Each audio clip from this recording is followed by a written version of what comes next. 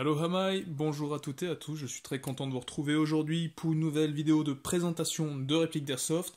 Avant de commencer, un petit disclaimer à l'attention des modérateurs YouTube. Tout ce que vous allez voir n'est en aucune façon des armes à feu, ce n'est que des jouets qui reproduisent le fonctionnement d'armes à feu, mais voilà, ça reste des jouets réservés à des adultes. Bref, alors, pour ceux qui l'auraient reconnu aujourd'hui, nous allons regarder ensemble le T21 de chez Ares, ici dans la version Dark Earth. C'est une réplique que vous pouvez trouver sur le site d'Airsoft Entrepôt en ce moment, ils l'ont remis en stock, pour un prix moyen de 400€, voilà. C'est un emballage très simple, pour la réplique elle est maintenue dans un carton moulé. À l'intérieur on retrouve toujours le petit manuel qui est rajouté pour les ventes sur le territoire français. On retrouve le manuel d'utilisation de la réplique fournie par Ares, une réplique, une tige de débourrage, un chargeur à cap de 300 billes, couleur Dark Earth lui aussi. Il n'y a pas de batterie ni de chargeur de batterie dans ce pack. Ce que je vous propose, c'est qu'on regarde un petit peu plus sérieusement déjà les accessoires dans cette boîte, et après on attaque la réplique et on y va à fond. Voilà. Alors au niveau des accessoires fournis, je vais commencer bien sûr par le petit manuel qui est rajouté pour les ventes en France. Donc il y a des chances que si vous achetez sur un site d'Airsoft ou dans une boutique physique quelque part sur le territoire français, il y ait ce genre de papier fourni avec. Et ensuite, le petit fascicule de chez Ares. Alors c'est un dépliant, il n'y a pas malheureusement d'éclaté.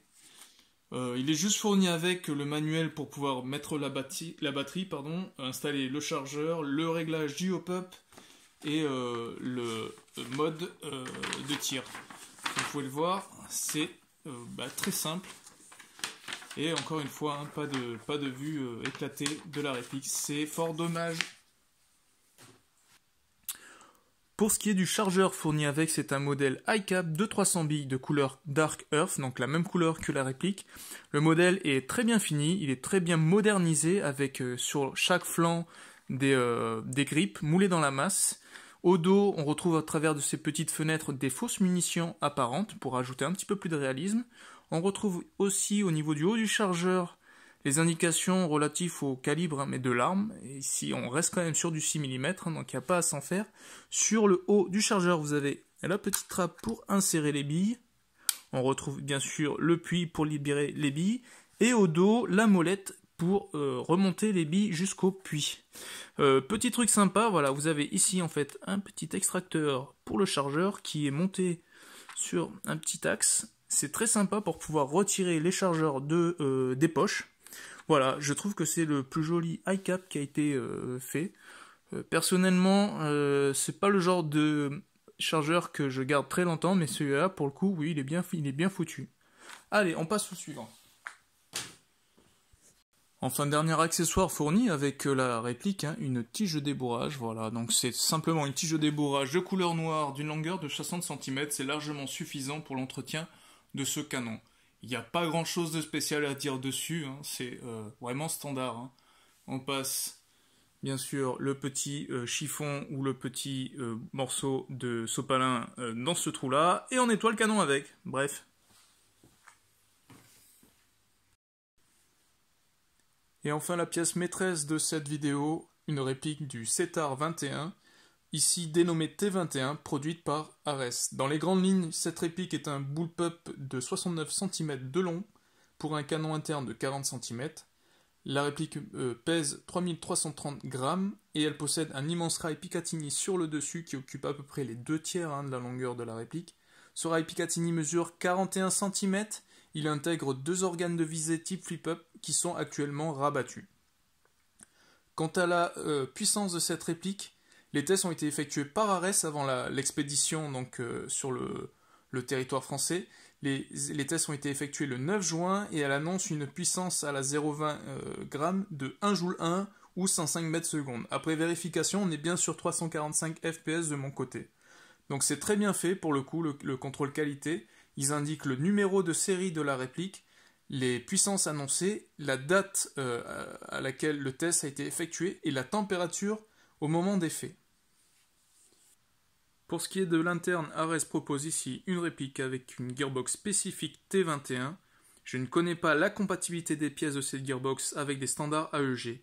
Cependant, elle intègre un système QD pour changer le ressort et la puissance de la réplique sans avoir besoin de sortir la gearbox de la réplique.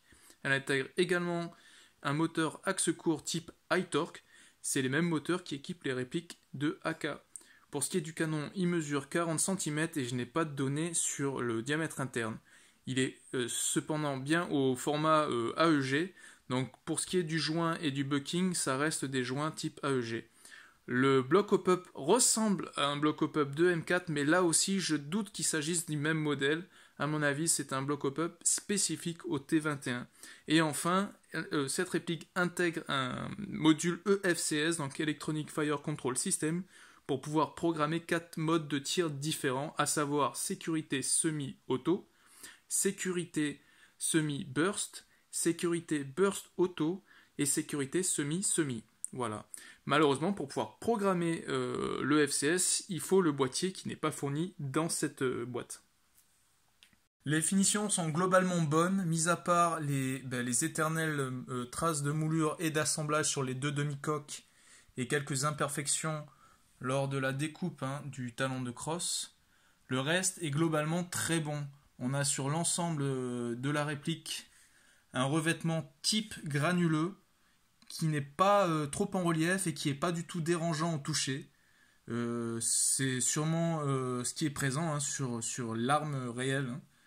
Quant à la réplique, c'est pas du tout dérangeant. On retrouve également sur la poignée pistolet le quadrillage. C'est quelque chose de très courant sur des poignées pistolets. Là-dessus, voilà, c'est aussi bien reproduit. C'est pas dérangeant lorsqu'on manipule la réplique. On remarquera l'immense ponté. C'est ce qu'on retrouve sur la plupart des bullpup.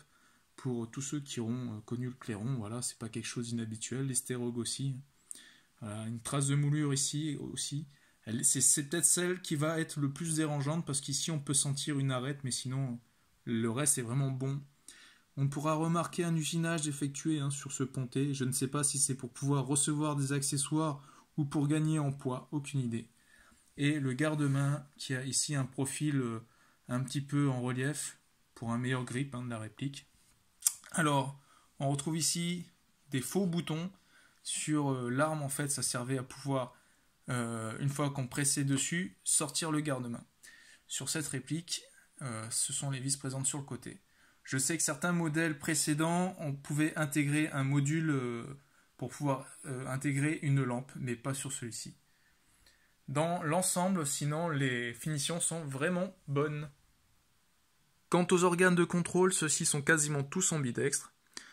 J'ai quand même de gros points d'interrogation pour le levier d'armement, le sélecteur de tir et la fenêtre d'éjection. Il faut savoir que sur le CETAR, donc je parle ici de l'arme et non plus de la réplique, il est possible après un démontage sommaire de changer l'extraction ainsi que le levier d'armement de côté pour que l'arme puisse être configurée pour un tireur gaucher.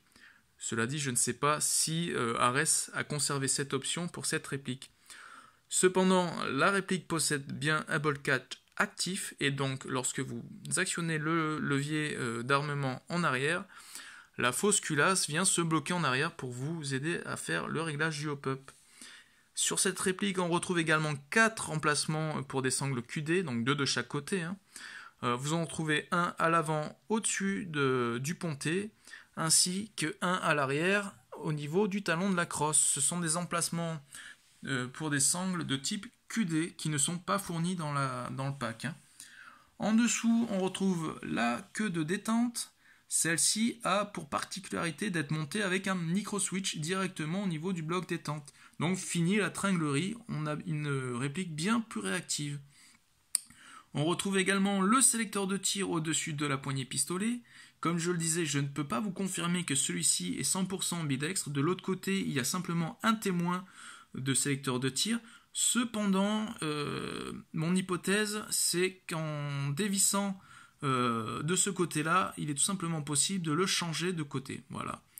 Là, le sélecteur de tir possède trois positions, S pour safe, R pour ready to fire et A pour automatique.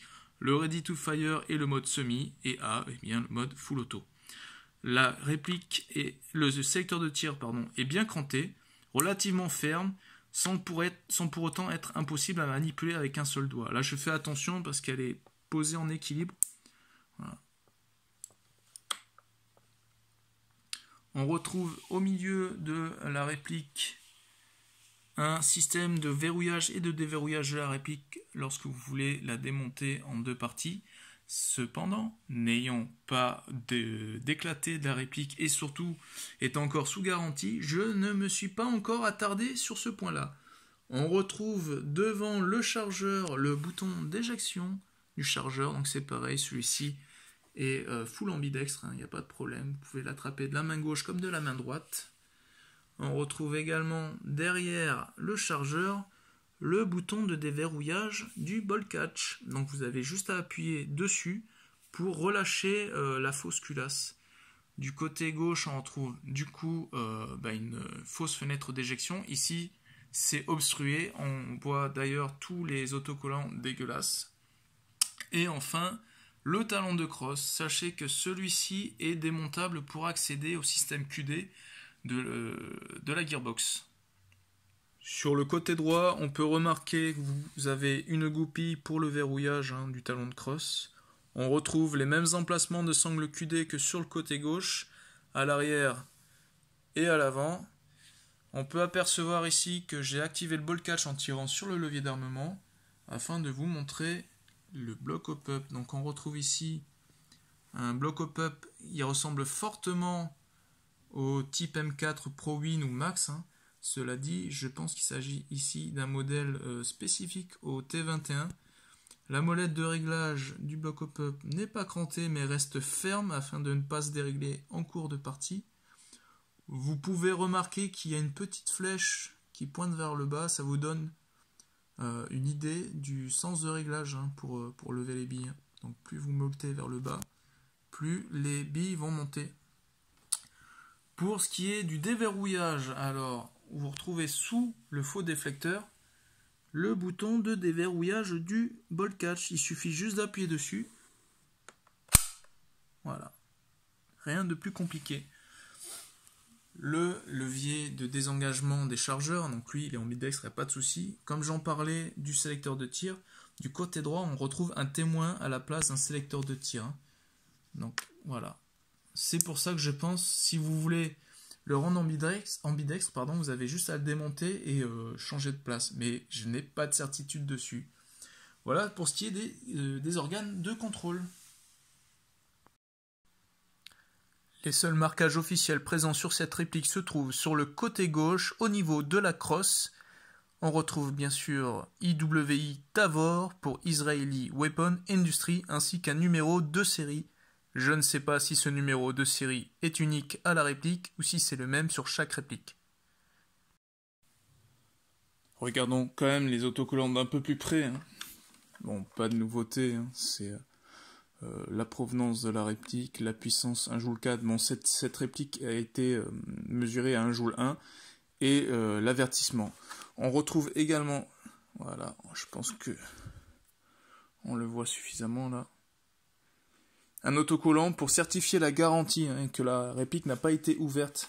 Sous cet autocollant, il y a 2 vis qui sont nécessaires pour maintenir l'assemblage des 2 parties de la réplique. Donc si jamais un jour vous l'avez ouverte, vous risquez de faire péter la garantie, voilà, sans cet autocollant.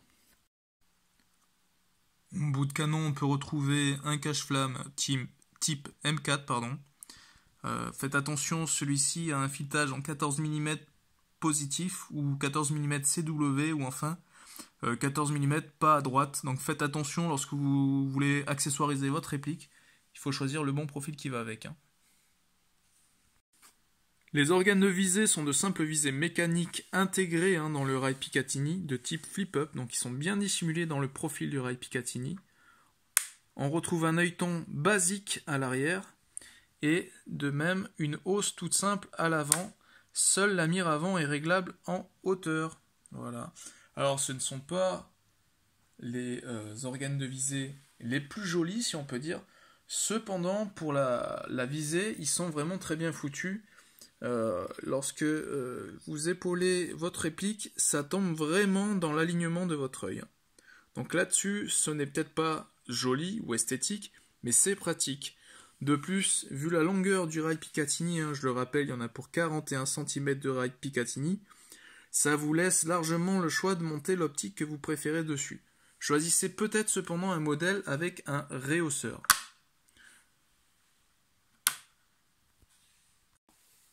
Si vous souhaitez accéder à la gearbox de votre réplique, regardez donc du côté droit de votre réplique. Au niveau du talon de crosse, vous avez une goupille à chasser en fait. Donc utilisez pour cela un tournevis ou un chasse-goupille. La taille maximum à ne pas dépasser, c'est du 6 mm. Donc cette goupille n'est pas captive, donc elle tombe si vous enfoncez trop votre outil. Le talon de crosse, quant à lui, est monté sur pivot.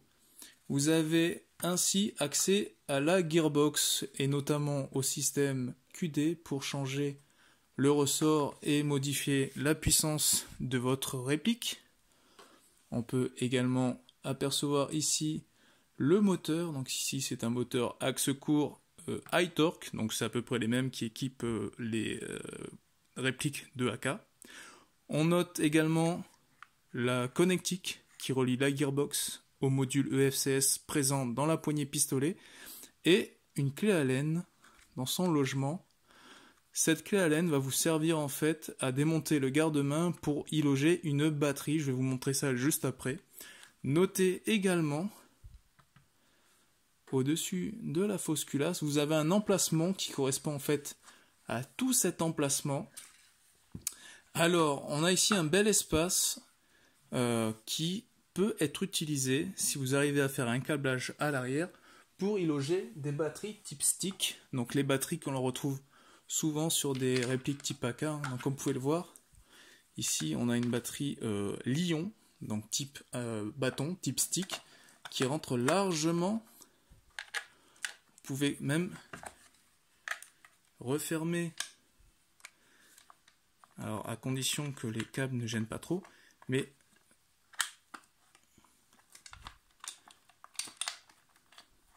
alors je suis désolé, là, avec une seule main c'est pas pratique, mais il est possible, voilà, de passer le câblage à l'arrière et de mettre des batteries plus grosses, quoi.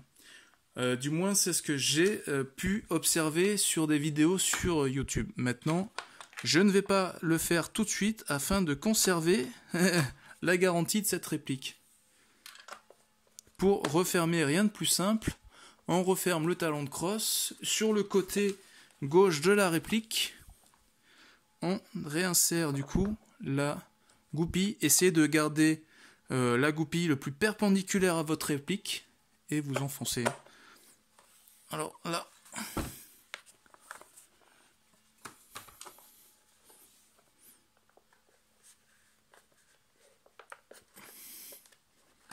et voilà. Là, je vais bien replacer. Voilà, elle dépasse pas trop, c'est bon. Allez, en regardant donc maintenant l'emplacement pour la batterie. Avec la clé Allen qui se loge dans la crosse, vous pouvez démonter les deux vis qui se trouvent de chaque côté du garde-main et ainsi accéder au logement de la batterie. Une fois que vous avez déposé les deux vis, rien de plus simple, vous tirez le levier, le garde-main en avant et on trouve ainsi l'emplacement prévu pour la batterie. Alors,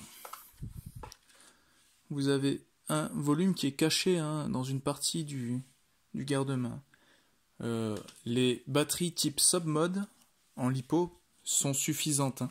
Elles passent très bien. Le câblage est toujours un peu chiant, mais ça passe.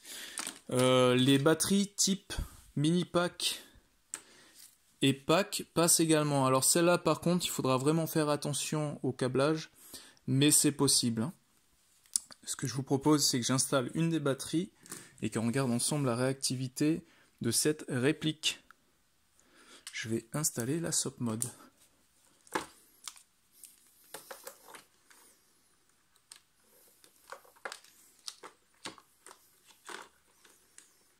Ce n'est pas l'emplacement de batterie le plus spacieux dans le domaine de l'airsoft, mais au moins il est suffisant pour pouvoir y placer ce type de batterie. Alors par contre je vais avoir besoin de mes deux mains, je vais vous reprendre juste après. Regardons un petit peu du coup ce que donne la réactivité et la cadence de la réplique. Donc on a toujours la batterie d'installer dans la poignée. Juste un petit instant pour voir un petit peu ce sélecteur de tir. Je pense que vous avez dû entendre le fameux clic.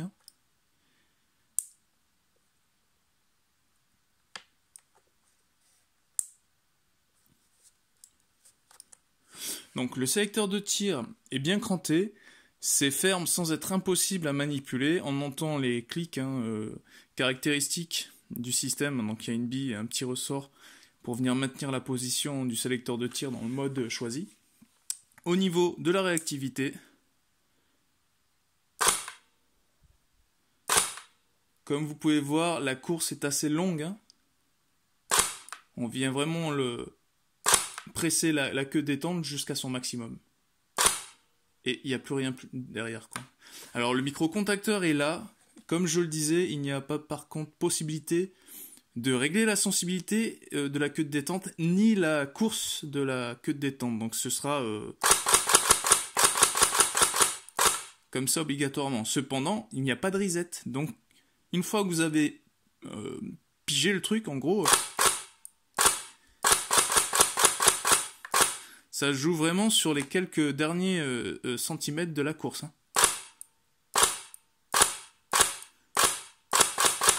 Voilà. La réactivité est très bonne. Ça change vraiment des modèles Hog, FAMAS, si je dis pas de bêtises, le FN 2000 aussi, et peut-être le P90 qui ont cette tringlerie qui fait perdre un petit peu en réactivité et en sensibilité. Et pour ce qui est du mode full auto,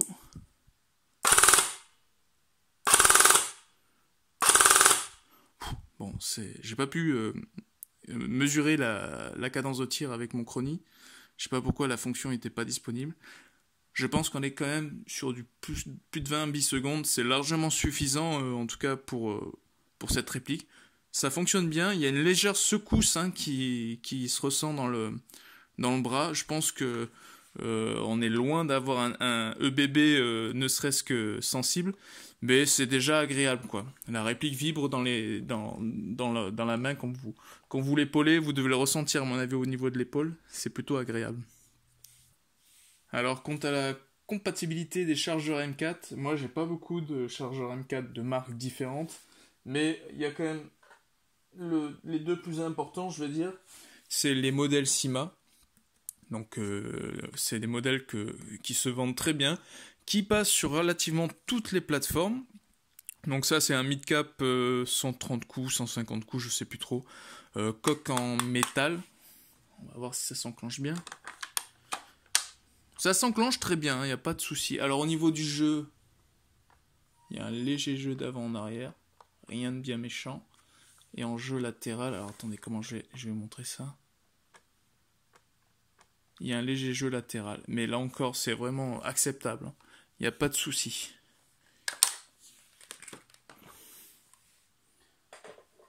On voit bien que le rechargement avec une seule main ne pose pas de problème. Ensuite, je propose ici un chargeur ATM. Donc c'est les convertibles Real Cap, Mid Cap. Donc vous pouvez passer de 30 coups à 150 ou 160, je ne sais plus trop. Aujourd'hui, c'est proposé par la marque D-Day. C'est bien foutu. Vous avez ici voilà un follower qui dépasse afin de pousser les dernières quelques billes qui peuvent retomber du bloc du puits du bloc au pep. Voilà. Alors, pareil, pas de souci. Ça rentre bien en tout cas. Ça fit sans problème. Un léger jeu d'avant en arrière. Il y en a bien moins que celui du Syma. Et bon, il y a le même jeu latéral, on va dire, qu'avec le chargeur Syma. Les rechargements sont vraiment simplifiés avec cette commande ambidextre. Alors après, le problème c'est que j'ai un chargeur, je crois que celui-là c'est Aeka, c'est un des premiers chargeurs que j'ai commandé. C'est pareil, c'est coque métal, ça ressemble un peu au Sima. Je crois que c'est Aeka, c'est un mid-cap, on va voir ça. Ah, déjà, il est bien plus serré. Au niveau des côtes, déjà, il se verrouille pas. Il ne se verrouille pas. Il veut pas se verrouiller. Si je... Ah, il faut vraiment le mettre l'achever avec un petit coup derrière la tête, quoi. Par contre, il y a pas de jeu d'avant en arrière. Et il y a aucun jeu latéral. Hein. Donc c'est serré dedans. Je pense que c'est le revêtement, la seconde couche de peinture qui doit créer un petit peu trop d'épaisseur. Cela dit, je peux pas vous dire si ça feed. Ça passe, ça fit. Mais l'avantage au moins, c'est que vous avez aucun jeu avec ce modèle-là. Après, ça c'est un Real Cap P&J de Taiwan Gun. Ça fait des années que je l'ai pas utilisé. C'est du plastique, 30 coups, on va voir. Hein. Ah, c'est serré aussi comme le modèle Aeka. Hein. Un léger jeu d'avant en arrière.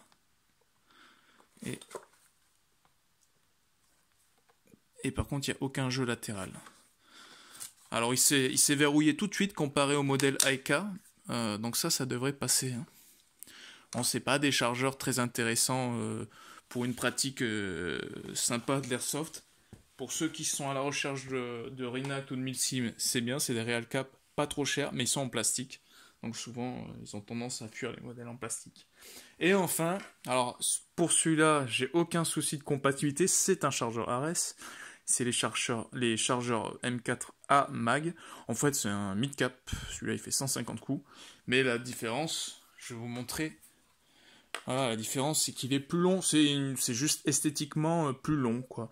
J'en avais commandé quelques-uns parce que je trouvais que c'était plus joli. Bon, c'est un chargeur Ares dans une réplique Ares, donc là-dessus, j'ai aucun souci. Un léger jeu d'avant en arrière et un léger jeu latéral. Voilà pour ce qui en est de la compatibilité des chargeurs. Pour accéder au module FCS, il suffit de dévisser cette vis sous la poignée pistolet. Alors pour cela, vous avez besoin d'une clé Allen. Alors par contre, celle-ci, ce n'est pas une clé Allen au système métrique, mais en système inch. Et il vous faudra une petite clé Allen, 1/16e de inch. Vous dévissez cette vis et vous avez deux ergots de chaque côté de la poignée pistolet à maintenir pressé, puis vous tirez vers le bas. Une fois que vous avez démonté donc cette partie de la poignée pistolet, vous pouvez accéder au module du contrôle de tir, donc le FCS. Voilà. Donc je n'ai pas procédé plus loin au démontage, je voulais pas abîmer la garantie déjà. Et surtout, à partir de là, mes connaissances sont proches du zéro absolu. Donc ici, on retrouve une plaque et un module électronique avec des branchements, ce sont les mêmes que l'on retrouve dans la gearbox, dans le talon de la crosse connecté à la gearbox. Voilà pour ce qui est des montages sommaires de la réplique. Ce que je vous propose maintenant, c'est qu'on parle un petit peu plus, non plus de la réplique, mais de l'arme, et qu'on s'attaque aux points positifs et négatifs de cette réplique. Alors il y a quelque chose que j'ai oublié de faire au début de la vidéo, c'est de parler de l'histoire du Tavor, donc de l'arme et non plus de la réplique, mais pas de souci, c'est toujours une réplique d'Airsoft entre nos mains. Donc le Tavor, c'est un fusil d'assaut qui a été développé par IWI dans les années 90 et qui aura commencé sa distribution dans l'armée israélienne au début des années 2000. Donc apparemment l'armée israélienne voulait une arme plus compacte pour répondre à ses besoins de l'armée israélienne, que sais-je.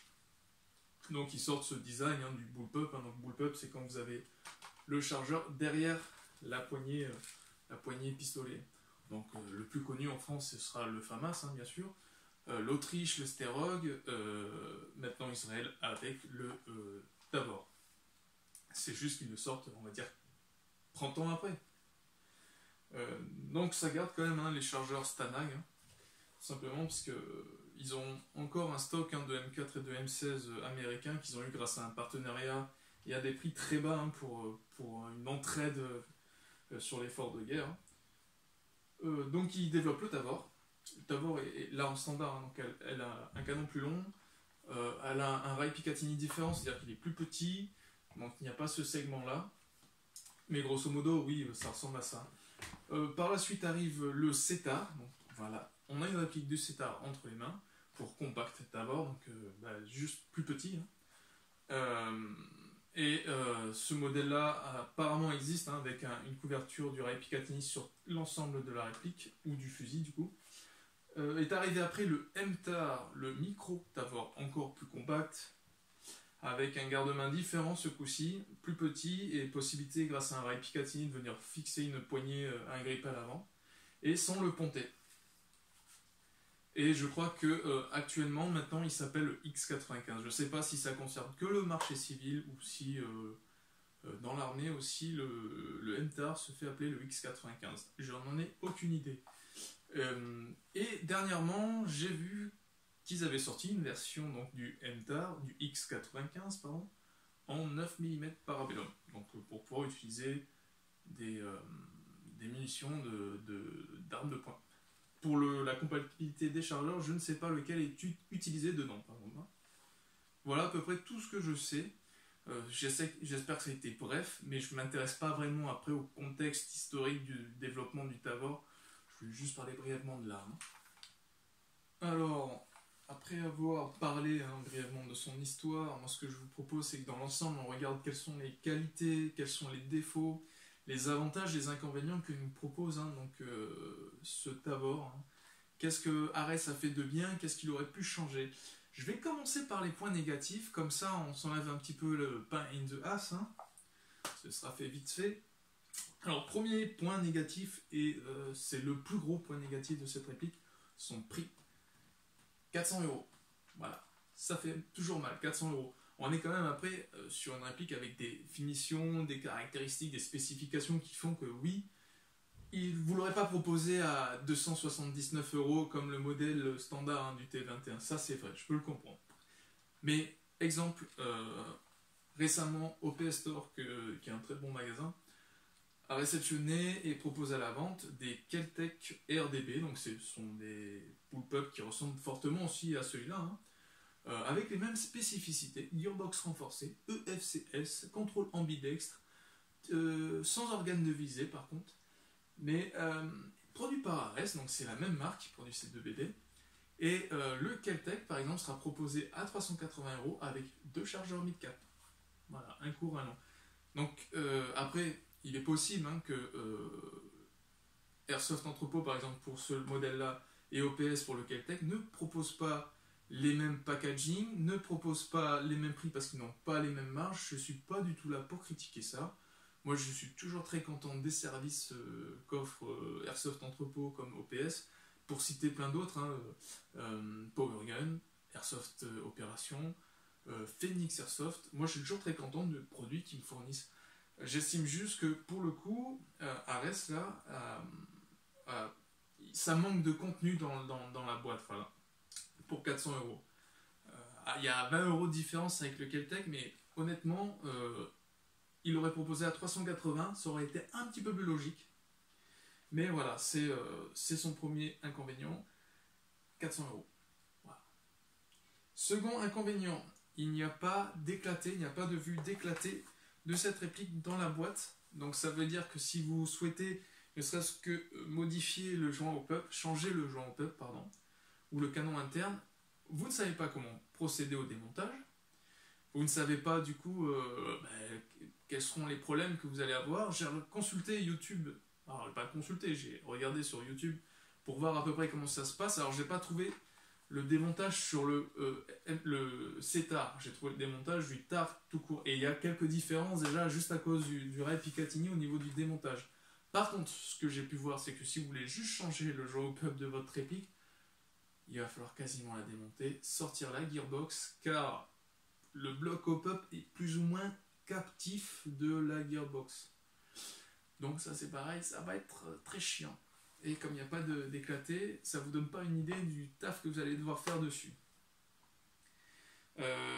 Petit point négatif aussi, il y a pour l'instant, sur le modèle proposé par Ares, il y a peu de pièces d'externe comme de pièces d'interne disponibles en remplacement. Je m'explique. Le seul truc que j'ai trouvé en upgrade dessus, spécifique du coup parce que c'est une gearbox spécifique, c'est le nozzle. J'ai trouvé un nozzle, je sais plus si c'était SHS ou FPS, et donc c'était clairement spécifié Ares T21 dessus. Mais les engrenages, lesquels c'est, je ne sais pas. Je ne sais pas si c'est du V2, V3 standard. Pareil pour tout le bloc pneumatique. Voilà. Donc, on ne sait pas pour les pièces internes. Pour ce qui est de l'externe, si vous aviez le T21 standard, donc il existe des rallonges de rails Picatinny à fixer sur le dessus.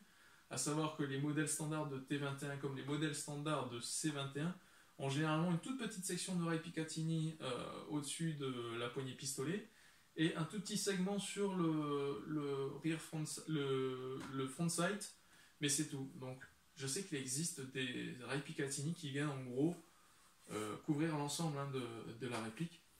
Et un garde-main alors Picatinny avec des emplacements Keymode ou M-Log, je ne sais plus, proposé par SCT. Et le seul site sur lequel j'ai trouvé donc, ces éléments-là, c'est sur Begadi. Et donc je pense qu'il n'y a pas beaucoup d'accessoires encore prévus dessus. Donc il y a un petit manque de pièces également. Autre inconvénient, il n'y a pas le boîtier de programmation dans le pack. Bon, c'est un boîtier qui coûte dans les 30 à 40 balles. Mais vous ne pouvez pas faire le réglage du sélecteur de tir sans ce boîtier. Il n'y a pas une fonction mettez-vous en safe, faites 3 fois RA et revenez en safe, appuyez longtemps sur la queue de détente. Voilà, il n'y a pas tout ça. Vous êtes obligé d'acheter le boîtier séparément, quoi. C'est dommage. Petit inconvénient en plus, donc là, alors ce que c'est relatif au boîtier, je ne sais pas, vous ne pouvez pas régler la sensibilité et la course de détente de la queue de détente. Donc on l'a vu ensemble. Même si c'est déjà bien, vous êtes obligé de venir jusque là pour trouver le contact. Le reset est quasiment inexistant. Vous levez d'un millimètre et mais du coup vous ne pouvez pas régler la sensibilité pour que le contact se fait ici. Voilà. Maintenant n'importe quel MOSFET aujourd'hui Gate vous le propose, mais il n'y a pas de MOSFET pour ce modèle-là. Autre petit détail, alors là c'est vraiment pour chipoter. La goupille pour ouvrir le talon de crosse et accéder du coup au réglage de votre ressort, elle est légèrement trop courte. Elle dépasserait ne serait-ce que de 5 mm de plus, vous pourrez avec le doigt commencer déjà à la chasser pour pouvoir l'extraire de ce côté-là. Elle est juste un poil trop courte. Voilà, c'est tout. Et enfin, à mon sens, le dernier point négatif de cette réplique, la taille du compartiment de la batterie est trop petite. En gros, vous avez ça prévu pour l'emplacement de la batterie dans un garde-main qui est grand comme ça. Et en plus, c'est pareil, au niveau de la largeur, c'est pas immense. Donc j'ai réussi à faire passer une batterie type SOP mode. Vous avez les batteries type pack qui peuvent rentrer dedans, mais alors là, sur le câblage, vous avez intérêt à ce que ça soit rangé, mais pile poil. Les mini-packs rentrent sans problème, et les mini-packs c'est 1300 mAh, donc c'est pas des batteries qui ont une grosse autonomie. Alors qu'au niveau du talon de crosse, ici vous rentrez vraiment une batterie type lipo, les bâtons que vous retrouvez dans n'importe quelle plateforme d'AK. Et là, ça aurait été l'idéal, ça fonctionne en plus sans déranger le bolt catch, donc vous pouvez tirer sur le levier d'armement. Avec la batterie qui est encore logée au-dessus, il n'y a pas de souci, ça passe quoi. Et ils n'ont pas proposé ça, c'est dommage. Voilà à peu près pour ce que j'ai trouvé moi sur les points négatifs. Je pense du coup qu'on va se faire maintenant la partie bonheur, les avantages. Alors les avantages, et ils sont nombreux, on a ici une réplique avec de très bonnes finitions, donc que ce soit sur l'externe, le texturage, la couleur et les spécificités qui sont fournies avec, on est sur un modèle pas haut de gamme, mais on est vraiment déjà sur un truc bien, quoi. Vous allez être bien avec. Autre avantage, là, le sélecteur de tir qui est programmable. Je m'explique, on en avait parlé justement que si vous avez le boîtier de programmation, vous pouvez modifier le sélecteur de tir et ainsi avoir à la place du safe semi-auto, il y a le safe semi-burst, safe burst auto ou safe semi-semi si vous voulez utiliser cette réplique uniquement en semi pour un projet de DMR par exemple. Hein, vous rajoutez une rallonge de canon, un canon un peu plus long et puis voilà. On a également une détente électronique. Hein. Hop là. Ça, c'est un immense avantage. Hein.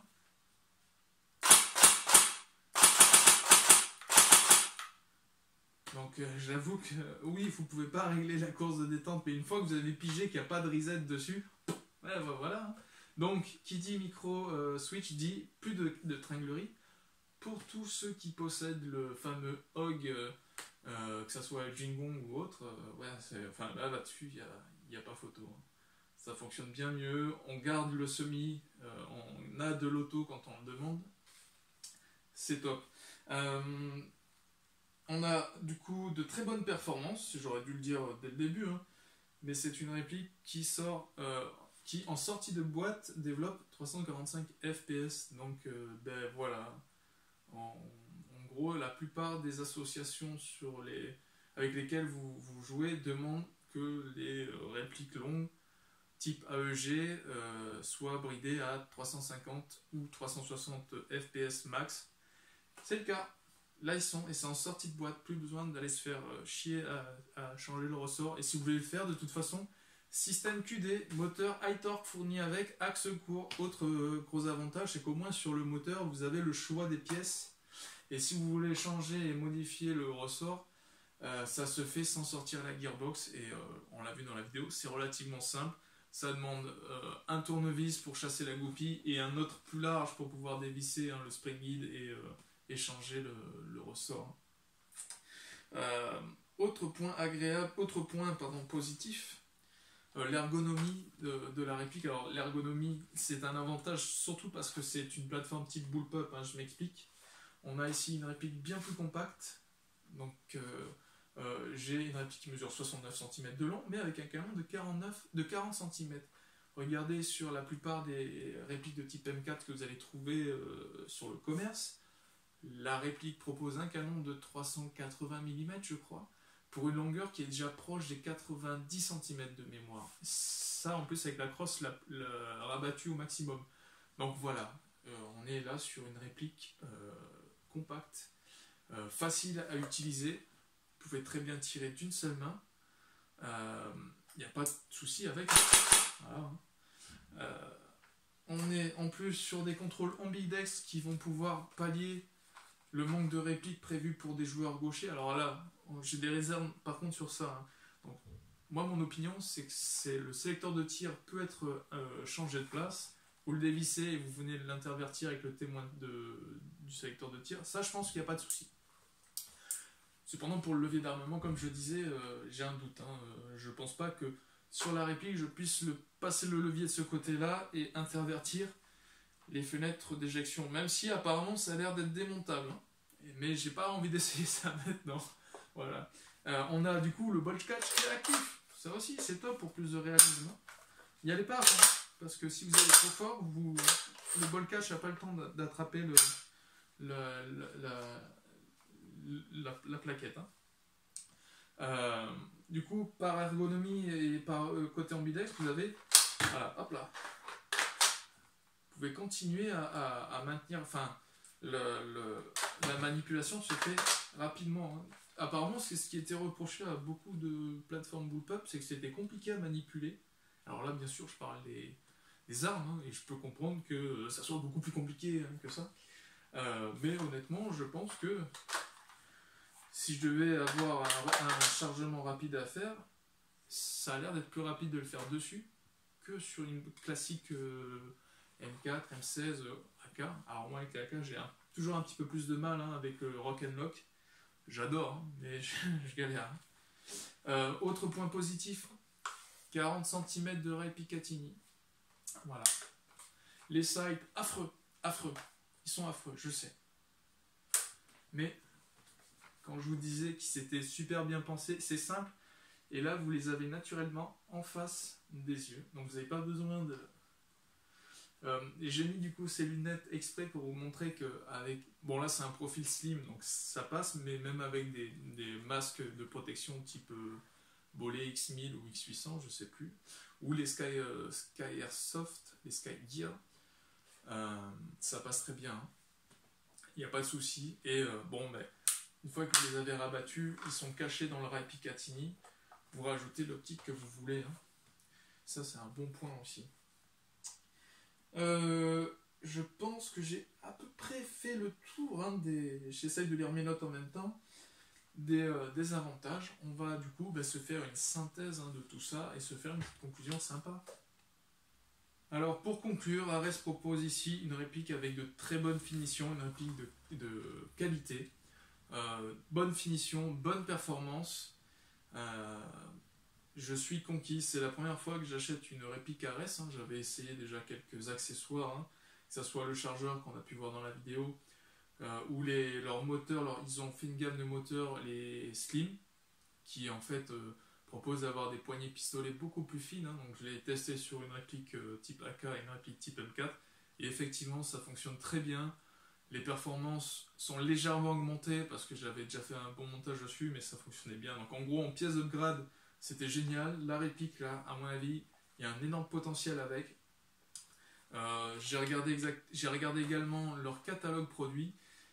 Et il faut avouer qu'ils ont une large gamme de répliques, on va dire, exotiques, hein, ou de répliques peu communes sur les terrains d'airsoft. Comme des... Alors, je vais le citer au hasard, mais des M60, donc que ce soit pour les machine gunners.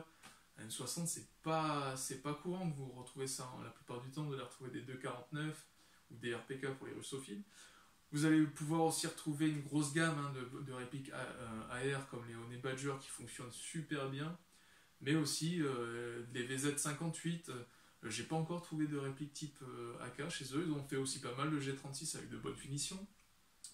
Récemment, ils ont donc développé un Keltec, un autre bullpup avec d'excellentes finitions, mais vous pouvez aussi vous rabattre sur les snipers. Ils ont un WA200, je crois que c'est comme ça que ça s'appelle, le sniper mythique, hein, le fusil à verrou mythique de l'agent Hitman, et un M200 qui se rapproche, on va dire, d'un Chetak démontable, non, qui commence à avoir un catalogue bien étoffé et avec quand même des répliques hors du commun.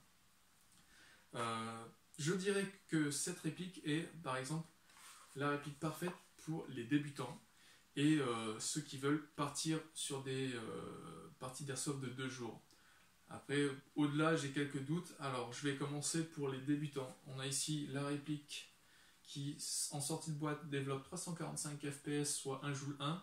C'est ce que demandent la plupart des associations, hein. Donc là, déjà, pour le jeune qui a 400 € par contre à mettre et qui a le reste de l'équipement, vous arrivez avec ça et il n'y a pas de souci. De plus, vous avez une réplique compacte, hein, de son format bullpup avec un canon interne de 40 cm de long qui va vous permettre de taquiner avec la plupart des autres joueurs. Son format fait que vous pouvez l'utiliser pour aller jouer en forêt, en extérieur et en intérieur, en CQB. Voilà, hein, c'est relativement court pour le passage des portes, il n'y a pas de souci. Pour les journées, les parties de plusieurs jours, on a du coup les mêmes avantages que je venais de citer, hein, parce que on va vous demander quand même de respecter les puissances des associations, et c'est souvent 345 fps, OP ou pas. Et on a quand même une réplique légère. Donc si vous devez vous trimballer toute la journée avec votre sac à dos, votre bouffe, la réplique et la sangle, là on est sur quelque chose de 3,3 kg, très maniable, très léger, avec une bonne répartition des masses et de très bonnes performances. Donc je pense que ça peut être aussi voilà, la petite réplique qui pourrait plaire à ceux qui font des OP régulièrement. Au-delà de 2 jours, je ne sais pas, ça dépend de l'interne, est-ce que ça se suivra?